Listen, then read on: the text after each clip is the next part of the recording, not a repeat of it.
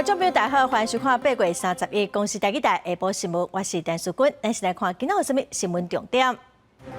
过来，今仔先增加34389例本土病例，有21人死亡。有专家预告，未来一波可能有500-600人的确诊。受到轩南诺风台外围环流影响，今仔暗时开始，北部、东北部会开始落雨，风台会伫拜四上接近台湾。金门防卫指挥部昨开前警告，飞来金门的中国无人机，有专家质疑讲国军有干扰信号的设备，为怎样无要使用？受到今年第11号轩南诺风台外围环流影响，今仔暗时开始，北部、东北部就会开始落雨，风台会伫拜四更愈接近台湾。气象局无排除讲会伫拜五发布海上风台警报，目前风台的路径阁无确定，也毋过拜五到拜六，全台湾应该拢会落雨。这方面的北部阁有东北部，就要特别注意会透大风。大台北透早是翕个热悬粉的天气形态，不过即马风台外围云系接近，31拜三暗时就变天咯。今年第11号风台轩南诺路径小可向西，继续调向西南西，进入琉球海峡。南边低气压有机会增强到今年第12号风台，两个系统可能互相牵引，甚至合并，让轩南诺路径出现变数。在3号之后是一个比较偏北的角度，往日韩方向移动。但是如果它的一个路径，因为还是有不确定性的，如果再往西边移动一些，而且它的一个暴风半径如果再更为扩大的话，其实也不能排除它会再更靠近台湾的一个陆地。气象局分析，拜四甲拜六风台相对上接近台湾，尤其拜五甲拜六全台拢落雨。气象专家表示，目前轩南诺风台结构完整，风台眼是真清楚，强度是今年到目前为止所形成的11个风台当中上强的一个。无论轩南诺风台最后安怎行，出来去几天，沿海拢要注意强阵风。北部、东北部拢会下起大雨。未来呢，在这1-2天，它等一下落在台湾的东半边的时候，它会快速的在长大，所以预期它的雨势呢，它的等于是会长胖，所以全台湾呢应该都有下雨的机会。不过还是以它的迎风面以东北部为主，所以东北部的降雨会非常的显著。专家提醒拜四甲拜日，民众若原先要去山区，或者是伫北部、东北部海边活动，拢建议要有备案准备。特别是伫北部、东北部这方面，除了雨势，也注意较大的风势。记者综合报道。中国最近常常派无人机到金门马祖搅乱，总统蔡文要求军方要强力反制。金门防卫指挥部昨个警用开枪警告一架飞金门离岛的中国无人机哦。调查进度嘛，拢要求国防部要制定对付无人机的流程。也毋过有军事专家是表示讲，国军早就买会当来影响无人机信号的干扰枪，为怎样拢无要摕来使用。中国无人机最近真侪届侵扰金门马祖防空的天顶，不过国军进行应对手段，大部分是用信诱弹警示，互外界批评态度伤软。面对中共一直侵扰，总统蔡英文下令要有强烈的反制做法。金防部针对中国无人机30下晡再一次进入二岛地区，头一届实施实弹射击赶走。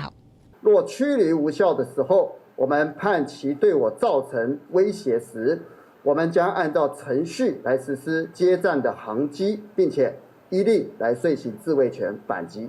国防部指出，伫无明确的所在制造冲突，想要分化民心，国军会强化自我防卫态度，确保国家的安全。不过，国民党立委江启臣是讲，根据要塞堡垒地带法的规定，本来就禁止侦查作为，国军无反制，敢若会互对方软土侵棍。民进党立委陈定辉是批评国防部伤软正，要求要定出标准的做法。结果要等到总统出来讲话，然后国防部才有作为，那这样要如何应对任何突发的状况跟危机呢？我们如何调动所有的干扰器，还有相关可以干扰无人机的相关这一些仪器，怎么样能够让我们的经防部的士兵国军能够有武器？部分调查拢质疑国军、警政署、航空站、地方政府拢有采购无人机干扰枪，是安怎袂使先定用配置予金门甲马祖？军事专家是讲，对于无人机开枪是上轻的反制。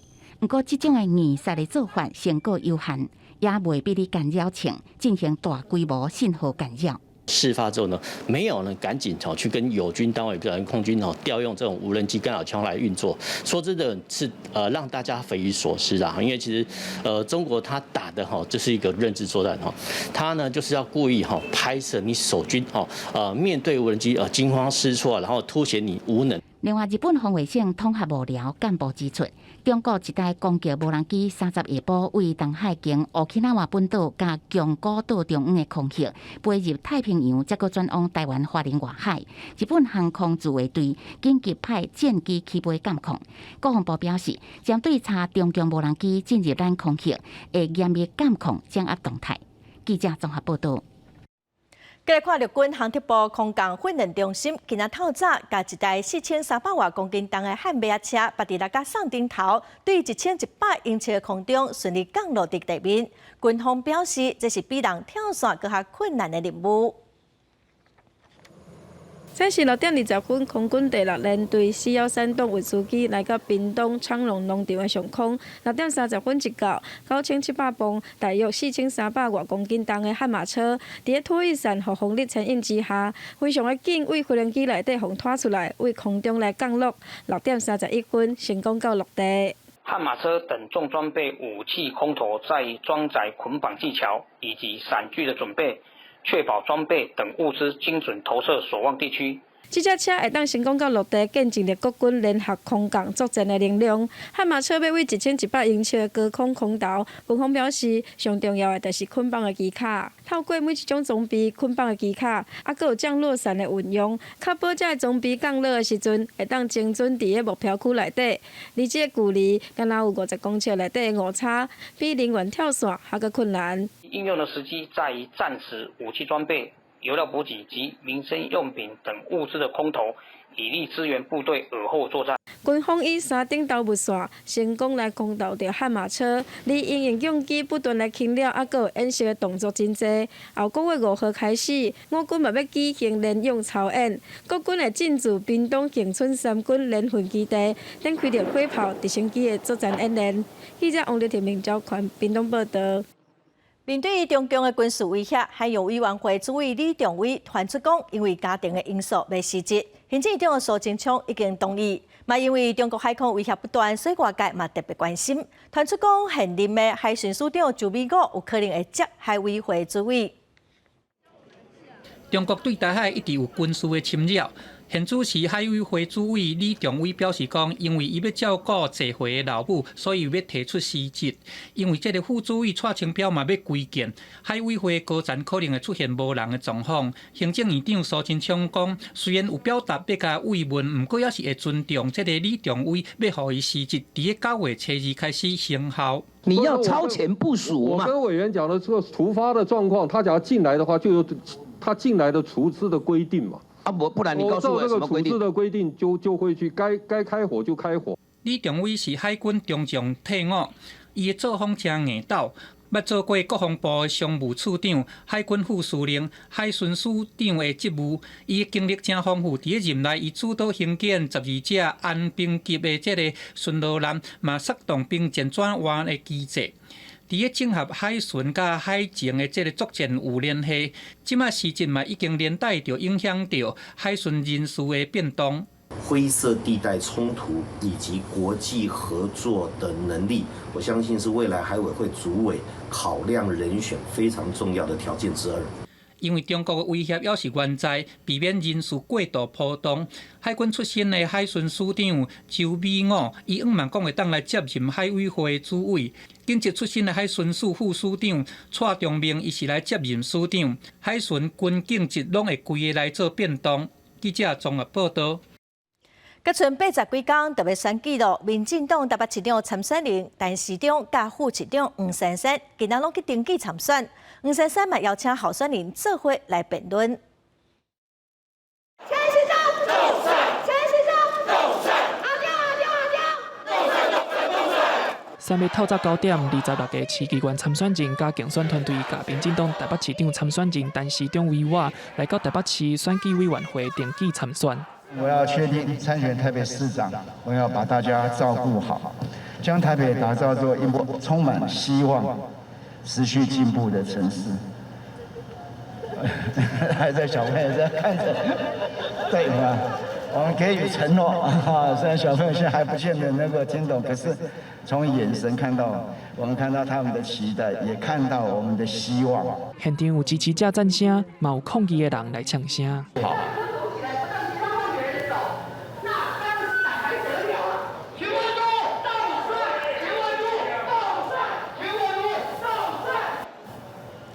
好，谢谢哈。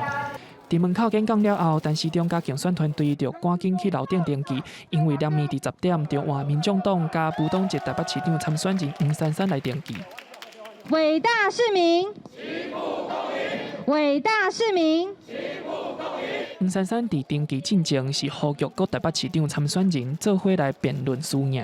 那更希望有公信力的媒体开始举办台北市长的政策辩论会，不管是社宅，还是公安，还是相关的交通问题，每一个礼拜来进行一场公开的辩论会，把候选人摆在舞台上，直接辩论，马上就知道。我们在物理上要测那个金属的，测一个金属的硬度怎么做，就互相刮嘛，我刮你，你刮我，就知道哪一个硬度比较高啊？陈时中甲黄珊珊登记参选的同一个时阵，国民党台北市长参选人蒋万安是公布伊的4个市政顾问，拢捌担任过台北市的副市长。我们4位前台北市副市长，刚刚都介绍非常完整，他们都是对于台北市政非常娴熟，而且有相当的高度，在各个领域都可以为台北市擘画最好的愿景。蒋万安甲4个顾问共同宣布，要将台北市打造成永续城市。其中一个顾问李永平表示，台北市需要一个谦虚带领团队的领导者，无需要搁一个假教的市长。记者林书豪、谢桂林台北报道。小党是愈来愈歹拼选举咯，咱来看9成拢是女性成员的小民参政欧巴桑联名推出4个双北市议员的参选人，今仔嘛去登记。儿童人权、性别友善、甲新疆的生活，拢是因关心的议题哦。因希望讲政治会当有愈多元的声音，也毋过即马小党要出头，确实无遐尼简单。带囡仔做伙上台，政党成员超过9成拢是女性的小民参政欧巴桑联名，关注儿童人权、性别、身心障碍、环境等等。这摆也伫专台湾推出15个候选人。政治它应该要能够反映不同多元的阶级的，甚至是族群的意见跟声音。但是其实我们的政治，无论是议会或者是国会，其实是很扁平的，往往只有少数比较精英阶级，或者是有政治世家背景的人比较容易进得了议会。那其实往往排除了真的没有任何资源参政的青年，那甚至是像我们这样的亲子家庭。小民参政欧巴桑联名伫2018年就推出21个参选人竞争，虽然转数无调，不过得票数是全国第6名。2019年因正式成立政党，今年搁再参选。那欧巴桑因也推出科技业背景的爸爸参选，伊是唯一的男性参选人，关注儿童人权。儿童的发展上面，大人到底了不了解，以及说彼此要怎么样子互动，那也很希望说去卷动社会上面的每一个大人，以及说各个年龄层的人，也可以一起来关注说小孩以前有可能是一个被忽略的群体。小民参政欧巴桑联名3日由4个双北市议员参选人带领正百的民众到选委会完成登记，现场也邀请到作家彭公远徛台支持，因希望除了大型的政党，来自各种背景、无同的声音，嘛会使做伙插政治，推动改革。记者郭文祥随台北报道。新竹市长林志坚因为论文争议退选，即马国民党团市长参选人张善政嘛，互11表讲，伊之前负责一个农委会研究计划报告嘛是抄的。张善政讲哦，这是抹黑，嘛强调讲，若属有摕到计划的钱，伊个退选，也毋过嘛是赶快受到其他参选人的质疑。选举行程拢无歇，国民党同市长参选人张善政继续拜票行程，来观音参访环保机能纺织品加防护衣。针对担任风纪副总期间研究计划牵涉到抄袭，伊话讲，若做有分到一仙钱就退选。那5700万的经费，如果有1块钱掉到我口袋，我就退选。我非常有把握。大家也知道说，宏基是一个非常有制度的公司。张先正表示，开销拢用伫收集新技术，甲举办研讨会活动，也请民进党有代志催伊，莫伤害本土企业。不过，民进党同市长参选人陈文平是讲，研究案的经费有5700万，不是一般的研究案，无应该是为别位啊摕来打。这个案子我看起来已经到了应该值得去大家第一个行政调查，第二个再看看说是不是需要去侦办，或者用司法的方式来还大家的清白。民进党创党元老前立委陈宝清批评民进党的力量比其他的选手更较强。伊讲宣布参选同市长，唔惊面临党纪处分。伊表示参选到底，要留民主的火种，恢复民主的精神甲机制。我们最基本的要求，一个公平的民调，他不肯嘛，所以他现在出来讲说。我输了10%，这种叫是公然说谎。个人参选哪里有重要？你那民进党的价值不见的时候，那是最大的痛。民众党同市长参选人赖香玲是伫早起完成登记，伊话讲，桃园的未来为桃园新政治开始，不是干来当选哪里。为什么我们的桃园在市长的这个人选上面，两党都是以政治的计算、政治的利害来做决定，而不是为市民的利益、市民的福祉来着想。启程法院宣告挂布条啊，叫张善政退选会室的限钱。民进党一直讲抄袭，张善政也应讲这是为林志坚论文抄袭伫做手，抹黑本土产业，同选战拍抄袭战，国家陈宝清投入选战，谁会当得到同选民的介意，也有待观察。记者综合报道。最近甘宝济诈骗外界拢真关心哦，国内煞有人用红笔伫卫生纸顶头写 SOS 甘宝济这字，等伫路里画救命。警方发现，就甲车砸落来零件哦，嘛甲车顶内人带转去警察局调查。后来因讲，伊是个滚耍笑，警方嘛甲即个写救命字条的查某囡仔依法上班。伫卫生纸顶悬用红笔写甘宝济 SOS 这款字，看起来真老草，阁写毋着字，那亲像救援的字条。代志发生伫8月18日，一阵游客来到南投保利的冰店，要走的时阵，刷伫卫生纸顶悬留信息讨救兵，头家发现了后，是赶紧通报警察。看到是想说，我们是担心，因为都是女孩子嘛，对，我们想说担心是不是说会发生什么事情，是不是因为刚好柬埔寨的事情就是也很热闹啊，也是担心有什么状况啊，所以我们才会报警啊。警方接至通报，唔敢大意，紧调监视器找到一台咧做人的车，通报支援，落尾甲车砸落来，车顶拢总有5个查某，一个查甫。警方调查发现，这6个人是为高雄来到保利佚佗，迄天来到冰店接兵，其中一个姓李的查某人甲工店的查甫人滚耍笑，写一张救援的字条，想袂到代志不甲遮严重。20时，随即在西宁路寻获该6人等带回厘清，经查为25岁李姓女子，因讨论时事写下戏谑的字条，警方依社会法就办。警方确认无人受害，不过即阵人口买卖是真严重敏感的治安问题，亲像这款滚耍笑的方式，唔但浪费资源，嘛引起社会惊吓。落尾，这个姓李的查某人，也是依照涉嫌违反社会特殊维护法，移送法办。记者综合报道。外一刚刚的犯人逃走，个杀人，今仔有立委就质疑讲，法务部是互基层排责任。也毋过法务部长蔡清祥今仔伫执行署交接典礼时阵，并无回应。另外有3个台南人伫甘宝济死亡，死因是有真侪无共款的版本哦。检方表示讲会透过各种的管道来了解。有法务部长蔡清祥讲到，行政执行署31日完成高阶主管的交接。面对台南台警察的案件，外役官各有收容人逃走，蔡清祥目镜火线，就抓要受罚。不过这届改变进前的态度，针对外界质疑，拢无给讲。外一有具体手法了吗？小心，不要客气。有立委质疑说，你们让基层背负，部长应该负责一点看。那外役间制度问题也未解决，甘宝济诈骗案件也持续。敏感时期，金边公寓又搁传出枪击，3个台湾人伫当地死亡，死亡的原因讲法真济，死者家属也希望政府会当查清楚。目前检察机关这边还是主要以案件的侦办为主，那也是透过和警方一起合作，那看是不是可以透过司法互助来先协助说，死者那边看遗体的部分的处理，或者是说还有相关的案件来做一个调查。个人可能骗去海外，检方表示已经结合检警调，积极侦办相关案件，只要事情明确，就会先押被告，查清楚源头，把规个犯罪集团拢站起来。记者综合报道。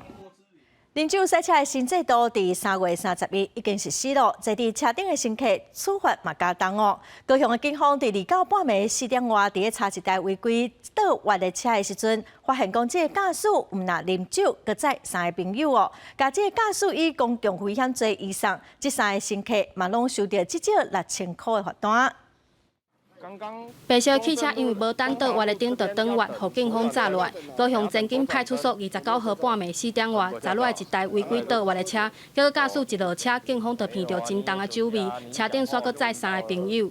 开我就好了。同车的每一个都要开啦，他们都知道有喝啊，都知道有喝，还不劝他一下。驾驶一直纠正，四个人拄仔伫 KTV 啉酒唱歌煞，要转去饭店。驾驶自认啉较少，自愿要开车，但伊道交条例规定，只要驾驶酒测超标，同车人拢爱做罚款。3月底新制上路了，罚款更是加重到6000到15000块不等。本所针对3名同行友人，依道交条例第35条第8项分别取缔，各裁处6000至15000元罚款。除了公车朋友爱罚，驾驶嘛妨以公共危险罪以上地检署。警方除了提醒民众唔通酒驾，嘛呼吁做伙出游也是食饭的公车朋友应该可肯驾驶，以免做伙受罚。记者陈环武、柯正俊高雄报道。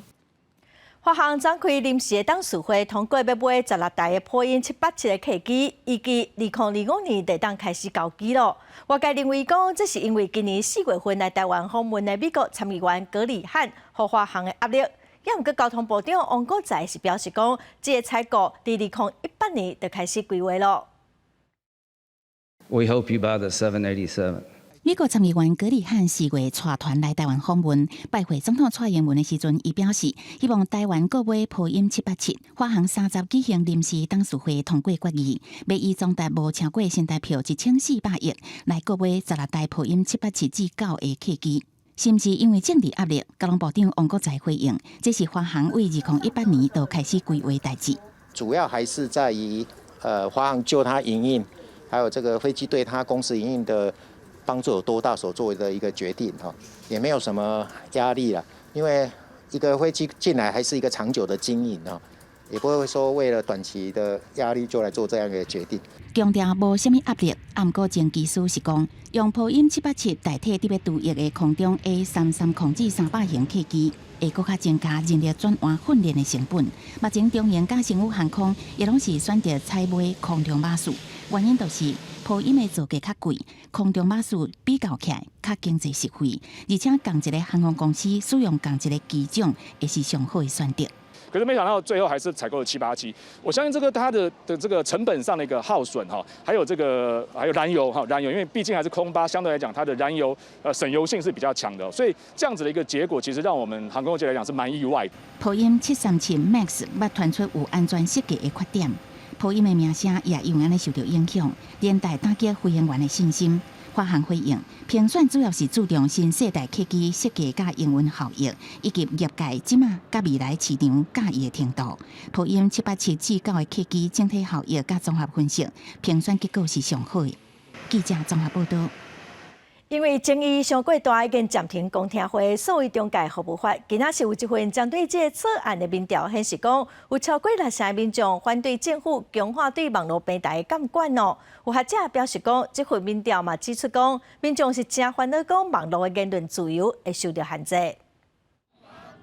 所谓中介服务法草案进行引发各界关心，由国民党立委江启臣担任董事长的起诉民本基金会发布相关的网络民调结果，其中问民众讲敢有同意所谓中介服务法草案计划，甲网络社交平台坑里内底强化政府的监理甲管理，同意有33%，无同意有63.5%。另外，也是行政机关认定网络言论是不实的消息，会当要求网络媒体来加强警语。敢会烦恼讲政府会甲不利的消息拢加强警语来规避外界监督，同意有54%，无同意42.5%。有学者认为，安尼受理代表民众是真烦恼，草案相关规定会违反掉言论自由。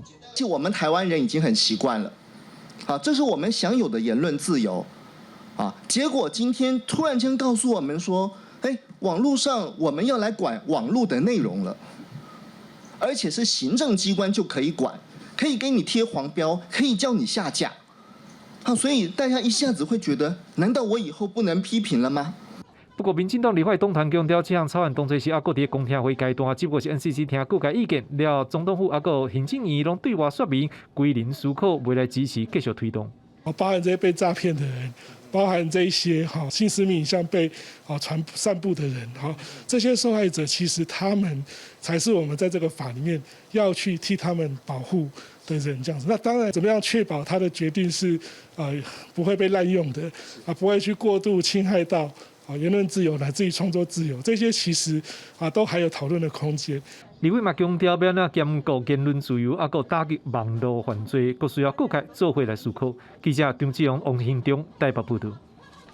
2022年美国上期日伫台北国际会议中心举行，台积电伫美国亚利桑那州设厂州长嘛专工带团来台湾。国贸协会黄志峰董事长是表示讲，咱台湾伫全球供应链甲零组件的生产有正重要的地位，美国甲台湾应该爱愈合密切来合作，嘛爱扩大交流。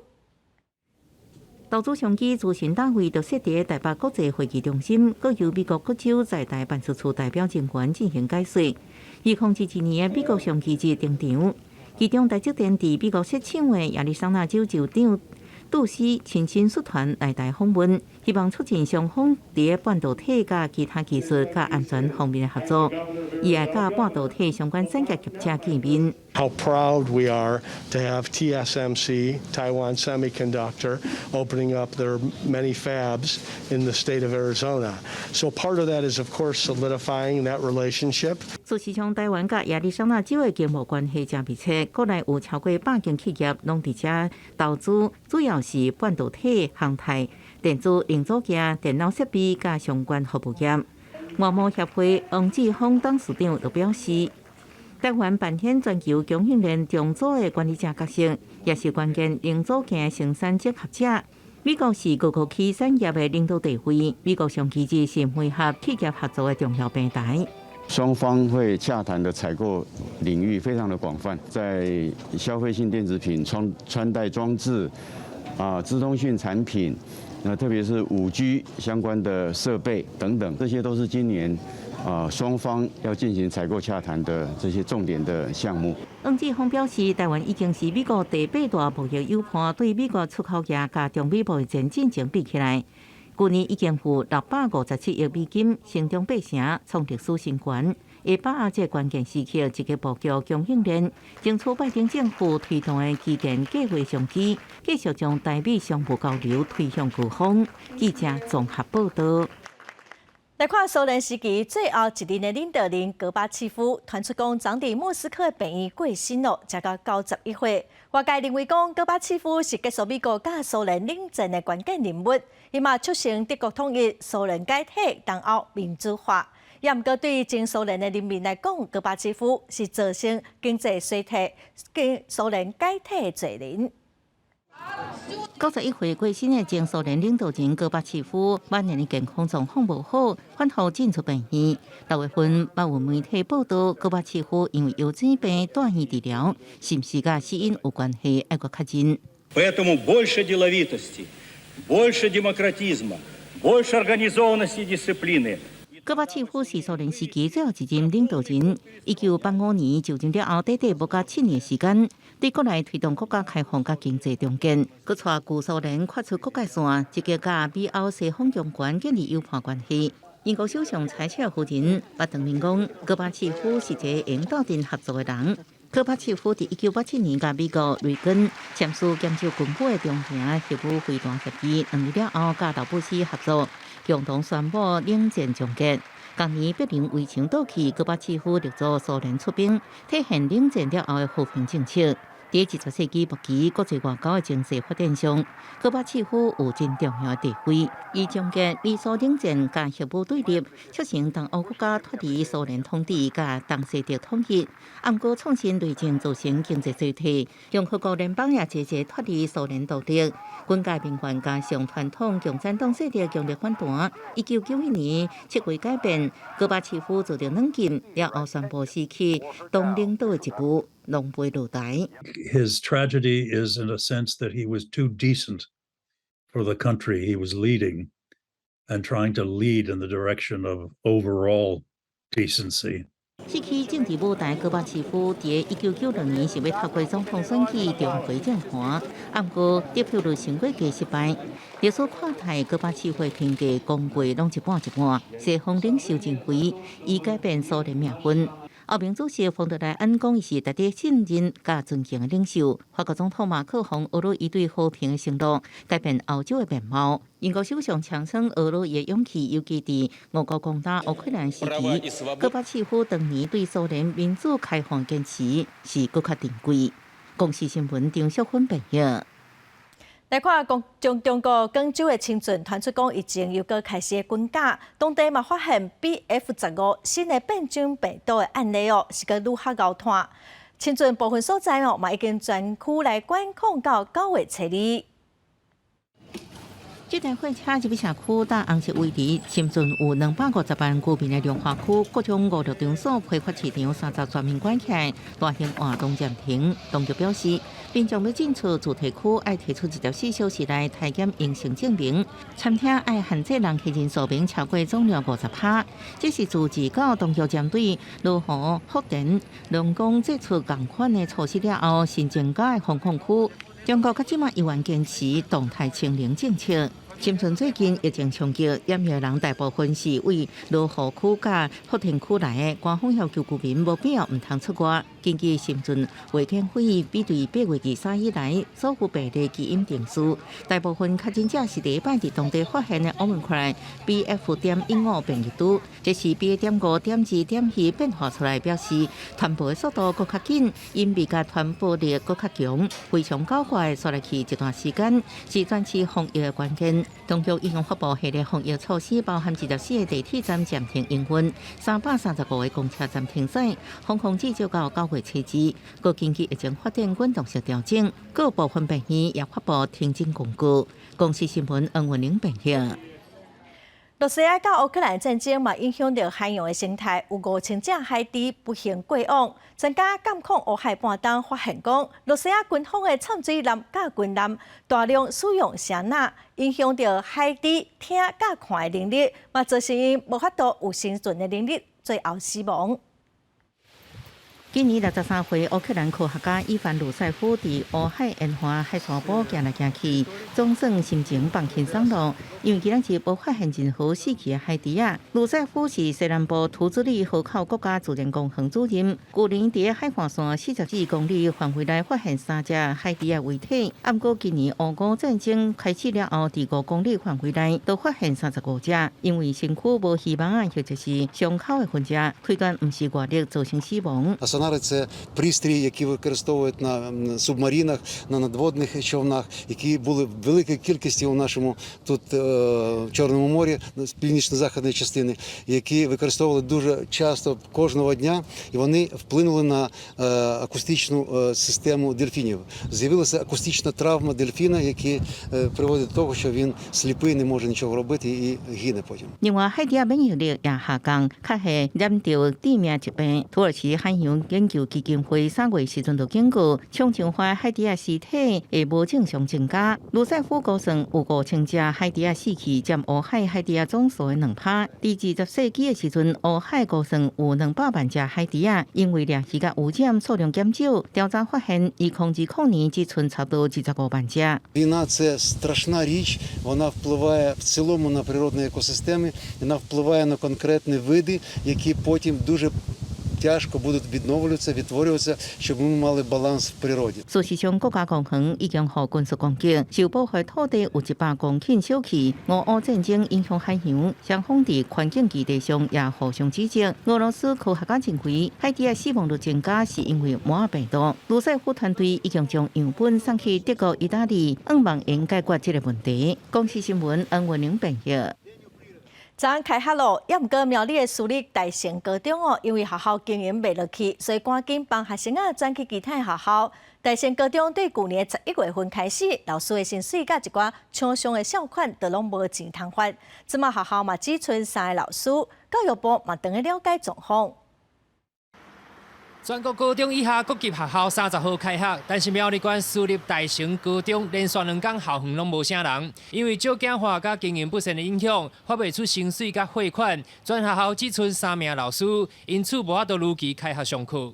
蛮无奈，这是其中一个原因啦，那其他就是财务的困窘嘛。教职员是相当无奈，因为大成高中创校76年，是桃园地区知名的私校，包括苗栗县长徐耀昌、前新竹县长邱正春拢是校友。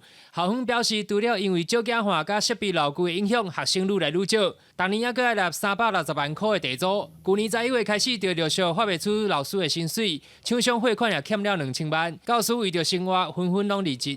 原来25个员工，17位提出辞呈。还剩下8位，只有3位老师加校长4位，那其他一个是工友，2位校安人员，一个是辅导室的特教这个行政助理，所以这个校方决定没有办法开学。7所学校有向其他的一个学校来做一个课程衔接的一个询问。那目前针对我们国中技艺教育111学年度的部分是没有受到一个相关的一个影响。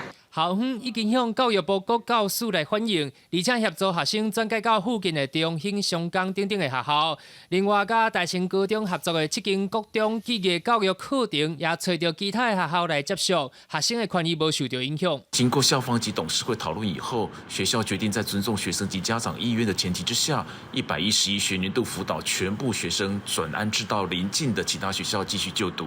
各教师表示，已经邀请专家组成咨询小组，到学校提供专业的咨询意见，后续会协助完成学习的变更等等相关作业。记者苗栗报道。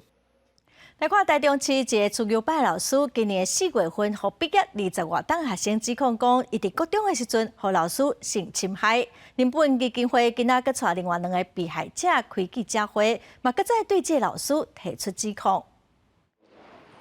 高中同学讲，伊20几年前去导师性侵，甘班3年当初互相比对，但佮提出愈侪证据，证明伊讲的这件代志确实是真的。国中的时候，黄老师很常单独接送 A 小姐回家，很多同学都曾经目击。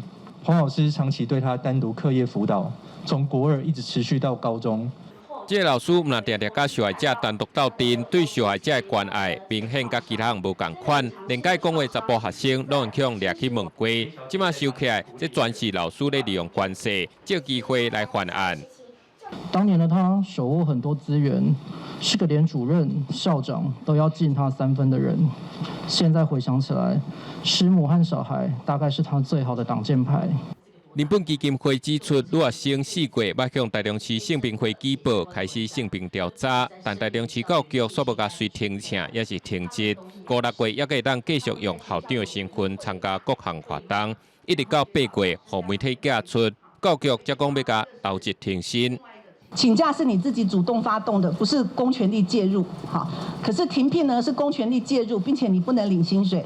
疑似行为人当时是校长身份，当时是针对退休案的部分来暂缓受理，目前是留职停薪接受调查。针对人本批评，直接甲调查资料送地检告发是违反当事人的意愿。教育局回应，一切是按刑诉法规定，公务人员有犯罪嫌疑的送交，追诉期是检察官认定，行政调查甲这部分会使做伙办是完全无问题。不过，受害者的同学嘛有寄公开批予教部长潘文忠，希望对这案会当有公平公正的处理。记者综合报道。移民署的宜兰专勤队昨去一间海鲜店要掠老饕鱼缸发现讲有2个查某店员却雄雄变做是人客，后来确定身份，因就是老饕的鱼缸。新北市嘛掠到10来个失联的鱼缸，其中有7个是越南的鱼缸。因为烦恼讲会互发现，所以逐工是开2000块借车来接送因上下班。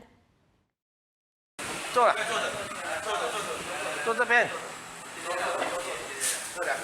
移民署宜兰专勤队查缉人员无要互南方澳前海鲜餐厅外籍渔港离开，经过清查，确认是逃走的渔港。因还佫看到2个渔港原本伫店内接互人客，发现查缉人员马上讲家己是店内人客，被了了后，才承认这动作拢是有演练过。到了现场，发现店内招呼客人的店员突然假装成自己是客人，还对门口无辜的骑士一直喊姐姐。笑好，停，笑。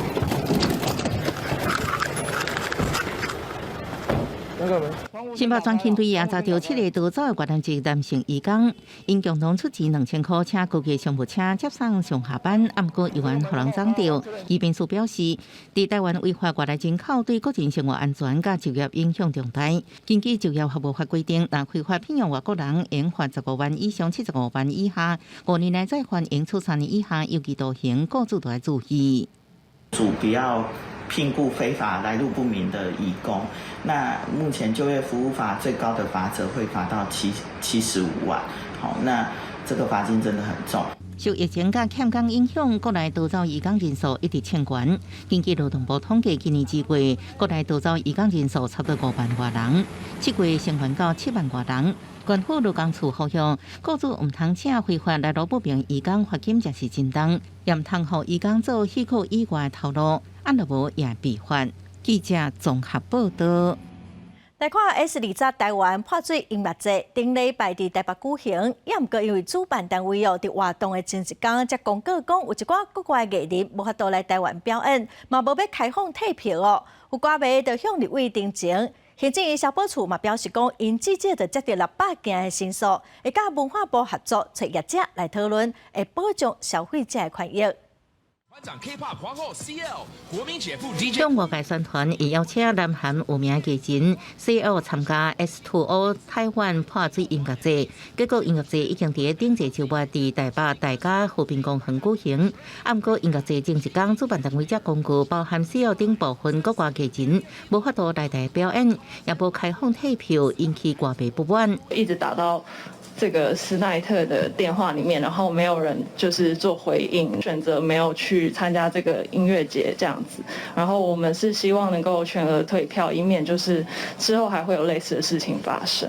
不满的歌迷向民进党立委何志伟陈情，何志伟批评是诈骗行为，要求主办单位出门解决。行政院消保处表示，已经接到至少600件相关申诉案件。我们希望他能够做到，就是说，能够该尽到就是刚刚讲到的定型化契约应记载不得记载事项的部分呢，还是要请他去履行。一些主管机关呢，他是有权对他做一些相关的消保法处置，一些跨部会，包括金管会这些跨部会的那个协调方式，那还有会找银行工会来处理，就是说这些我们有没有办法，可能有其他的方式，先把这些争议的款项先是怎么样子的处理？因为主办单位公司登记伫高雄左营，消保处甲文化部强调，会伫9月初5，北高的消保官甲相关单位会找业者开会解决，争取消费者权益。高雄市政府表示，消保官已经甲业者联络了解，以协助业者后续处理。记者综合报道。台南岸边往来澎湖美景的船班连那轮，去年是有新的航线，也毋过因为疫情拢停驶哦。今仔开放营运，嘛开放白牌甲日牌的机车上船哦，也毋过因为有风台要来，所以游客是无介济。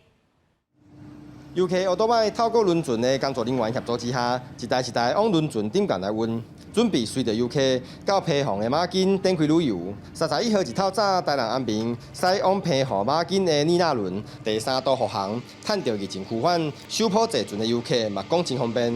很酷，真的好酷，我觉得还是不错的体验的。从这边去澎湖，不用跑到布袋，这样对台南人来说很方便。尼那轮去年4月2度复航的时阵，开启岸边马金的航线，但是煞遇到新冠肺炎的疫情，新运停航。这次复航嘛开放白牌以及日牌的奥多麦，以随身行李的托运方式来上船。它航行的时间到这个安平到马公呢，它其实航行的时间也相当的快哦，大概2个小时就可以平安顺利抵达马公。那当时公司引进这个船舶，是希望说把外国这种比较就是真正的旅游的客船带进台湾，不像是一般你有搭船只我是坐交通船的概念。目前的航班逐礼拜三、拜五往返。不过，今日受到风台的影响，以及安平港因厝的管制限制，卖票状况并不如预期。一透早坐船的人数敢若有200人。而汽车坐船的问题，是因为受到马金码头雨地影响，无法度解套，因此无开放汽车坐轮船。以往嘉义布袋以及高雄嘛，拢有轮船往返。现在又搁加了一个台南，直驶马金，嘛互游客加了一个选择。机场政府淡报道。虽然南路风台外围环流可能对暗时开始就影响台湾哦，目前台东县的大目石溪当个开花结籽，往来石溪嘛当个交粉哦，这时阵上惊风雨，所以农民就先套地啊、收机来做准备。农改场嘛提醒农友哦，会当收的石溪甲油啊，就要赶紧收的。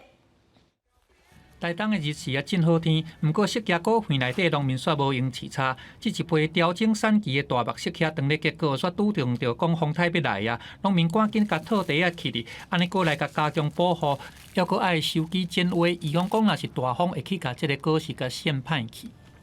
赶紧赶快套袋，不然的话还没套袋，怕那个释迦枝条会风很大，会导致扫到释迦，后来释迦就卖相不好。台东县东区的往来石溪，即摆已经来到第一遍的授粉期。农民烦恼讲风台若是来，会甲即个花粉甲拍落落去，安尼影响到产量，来到果园咧损失。台东农改场提醒农民，都爱来张治风台对果树的损长。头花较强了，伊头花算讲伫咧头前啊吼，它的着果力比较强。释迦下集果跟成熟的柚子会建议能采收尽量采收。台风可能是这礼拜会影响，那离白露9月7号还有几天。如果受损太严重的话，可以再回剪，它可以的花还会再继续再开。农改场提醒农民，风台进前爱甲预防工作做好势，风台了后嘛爱张治，果树的养分爱甲补充，避免讲大雨甲这个土壤内底养分拢冲走去，安尼果实就大了袂好。记者综合报道。花莲真久无落雨，富里乡61山甲玉里种的金针哦，拢无通收，嘛已经达到天然灾害补助的门槛咯。农民是会当来向农委会申请1公顷29000块的补助。这是花莲玉里镇赤库山金针山区，这片金黄色金针花差不多40公顷，因为专门留落来予游客欣赏，所以有压水。其他130公顷的金针花都开无这么好，主要是因为7、8月连续关粉阁无落雨，或者金针受损。我们今年损失是比往年少差不多40%，以前差不多一天差不多1000公斤左右啊，今年差不多剩600而已。正常的话，至少将近有20个花苞。你看今年度，你看就是根茎非常的少，而且这个花苞只有剩下仅少的5个小花苞。另外，伫富里乡的60山金针花同款的情形，农公所特别邀请县府甲农改场这单位去看卖咧，粗砍损失已经有55公顷，会向农委会申请天然灾害补助。我们每公顷补助新台币29000块。我们镇公所的农业科也在赤科山上面有派专人。如果你来申报之后，我们会迅速的把相关的一个照片跟那个核定的面积相互之间来做核对。提醒受灾农友申请时间是8月31到9月12，爱查身份证甲农地作业。另外，有申请劳费补助人唔通重复申请。申报项目损失率有20%以上，共年救助100为限。记者综合报道。台湾会当进行手语教学志愿的工作人员有239个人，其中有172个人哦，大概是70%听力正常，大部分拢是手语的翻译员。听力正常的人甲听障的人士来从事这种教学志愿的工作，会面对什么无同款的问题甲挑战？咱做伙来了解。拿起来握拳。那当你觉得很累的时候好，就这样的打法，这个叫做吸腹。有20年以上手机翻译经验的黄碧如，伫台湾手机教学志愿工作人员教学演习当中，原来比手机原来讲话来解说手机的动作。甲农教职人员无同的是，听人教职人员会用口语的方式甲学生沟通。不过台南台北客创学校教务主任拢表示，听人教职人员还佫对农业文化、台湾手机语法有充足熟悉，才有办法将台湾手机教好。语言是文化的基底，好，那如果说他们可以更了解聋人文化，那在这一堂课里面，他们可以表达的更深入一些。聋人习惯的自然语法跟我们中文所说的句型是不太一样的，所以在教学上可以加强这一部分。参加教职人员培训的黄碧如表示，甲同教职人员同款，真侪听人无学校一般教学的经验。在带小朋友的时候，可能是老师们的经验都是一开始就跟小朋友约定好，所以这个是我在课堂上面去学习到的。课堂经营是每一位教职人员爱学的功课，甲听无人的语言优势无同。听教职人员用设身处地理解学生伫学习顶悬拄到问题，各用自身的经验，帮助学生了解安怎甲听无的人相处。记者综合报道。嘉义县人口老化真严重哦，县政府甲中间病院佮有业者合作，做出全台湾目前只有2台立龄医疗专车，咱做伙来看卖。那全身扫描6分钟，在台湾来讲，它是算最快的。洪校书介绍这台检查高级密度的机器，是市面顶上先进的设备。检查一个部位40秒，卫生区6分钟。实大检查了后，资料阁会当透过网络传去病院，随提供予医生判断。另外一台女性检查专车，嘛使用上新的数位翕相，提悬检查的准度。有最先进的 DEXA 就是骨质密度，还有的一个检测。那甚至我们还有搭配我们的数位摄影跟心房纤维颤动的一个 AI 的一个智慧检测，还有智慧眼底镜等等。嘉义县政府配合中间病院甲台塑共同开发智能医疗专车，唔但使用环保标准的客车底盘来打造，佮使用锂电池取代柴油发电，包括它的能源都是用锂电池。包括它的很多的净零排碳的节能减碳都有考虑到的，包括智慧科技跟整个这些医疗系统的结合，我们也结合到了。嘉义县因为公共交通无利便，造成医疗资源重起平。37天，嘉义县正式启用这2台新开发的行动医疗专车，希望会当提升偏乡的医疗服务。记者林慧婷，嘉义报道。来看，最近有研究团队到马尔地夫1000公尺深的海底，要来了解深海的生态，望讲会当来帮助当地规划保护区哦，来制定保育的政策，减少气候暖化的威胁。真清的海水、白色色的沙坡，位伫印度洋的马尔地夫群岛，被称作是上帝留伫印度洋的一粒珍珠。伊是一个真浪漫、美国旅行的好所在，也适合放松来度假。算各种水上活动，也阁受到全球气候暖化、海水温度上升的冲击。马尔地夫水域上乌大已经出现严重白化现象。当局最近甲英国的研究团队来合作，希望深入探究海底生态，为对抗气候变迁做准备。On board our vessel, we have 2 submersibles, 2 of the most advanced human-occupied vehicles in the world that can go down to 1,000 meters. 研究人员讲，马尔地夫30公尺深以内海域已经知影有几千种的海洋的生物，不过大家对着30公尺以下的水域所知影意愿有限，因会派遣先进的探水器到深1000公尺的海底去探索，并且利用先进的设备来记录。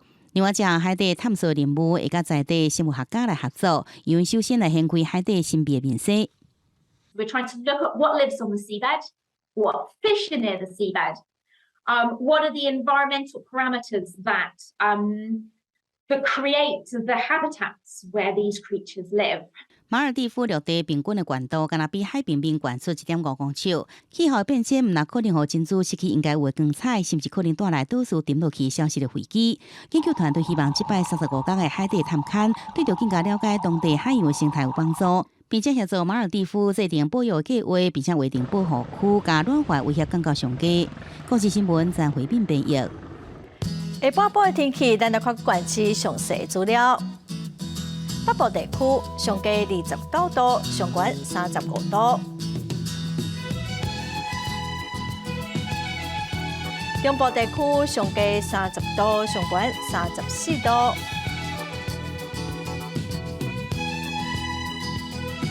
南部地区上低30度，上悬35度；东部地区上低30度，上悬34度。华东地区上低28度，上悬34度。感谢观众朋友收看《公视第2台下晡新闻》，我是陈淑君，明仔载下晡3点，咱再会。